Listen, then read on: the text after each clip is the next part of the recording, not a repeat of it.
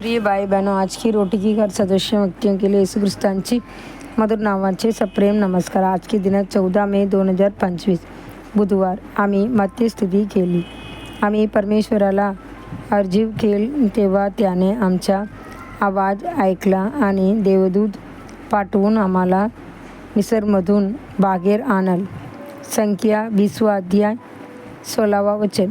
तुमची प्रार्थनेसोबत नेहमी विनंती, स्तुती, कृतज्ञता आणि मध्यस्थिती यांचा समावेश करा.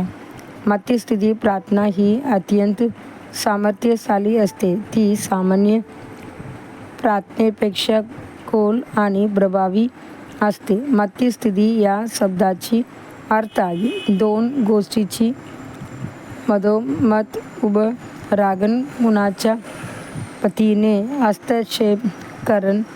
भविष्यवक्ता यिर्मया याने परमेश्वर आणि इस्रायल लोकांमध्ये मध्यस्थिती करून उभं राहत प्रार्थना केली. आज आपणही शिकायला हवं की परमेश्वराची उपस्थितीत उभं राहून अडचणीत असलेल्या, संकटात असलेल्या लोकांची पतीने मध्यस्थिती करावी.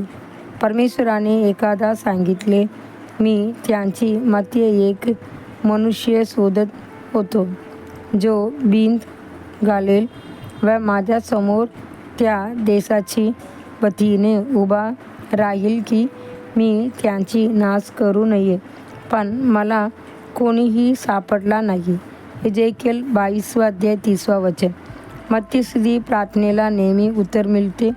तुमची मुलांसाठी, कुटुंबातील एकतेसाठी, तुमची मंडळीसाठी आणि राष्ट्रासाठी उपवास करत प्रार्थना करा. अश्विनी ओतबलेल्या तुमची मध्यस्थिती प्रार्थनेला देव कधीच दुर्लक्ष करत नाही. जर एका मानवी राजाने राजा अक्षयसेने एस्थरला असे विचारले, तुला काय हवे आहे? तुला दिले जाईल. एस्थर 5 अध्याय 3 वचन, 7 अध्याय 2 वचन. तर धीरज प्रभू येशू ख्रिस्त तुमची मध्यस्थिती ऐकून त्यांचे उत्तर प्रेमाने व सामर्थ्याने देईल यात शंका नाही. मध्यस्थिती प्रभावी यावी यासाठी तुमचे हृदय करुणेने भरलेले असावं लागतं.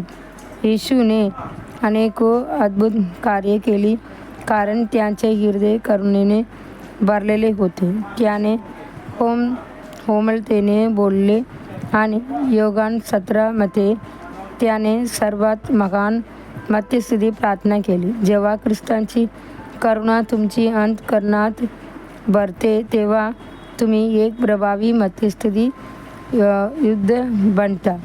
जेव्हा तुम्ही प्रार्थना करत आणि मध्यस्थिती करता तेव्हा येशू तुमची शेजारी उभा असतो आणि तुमच्या विनंत्या पित्यापर्यंत पोहोचवतो. बायबल म्हणते, आपल्याला असा प्रधान याजक नाही की जो आपल्या दुर्बलताबद्दल सहानुभूती दाखवू शकत नाही, तर सर्व बाबतीत आपल्यासारख्या परीक्षेला सामोरा गेला तरी त्याने पाप केले नाही. इब्री अध्याय 4 15 वचन.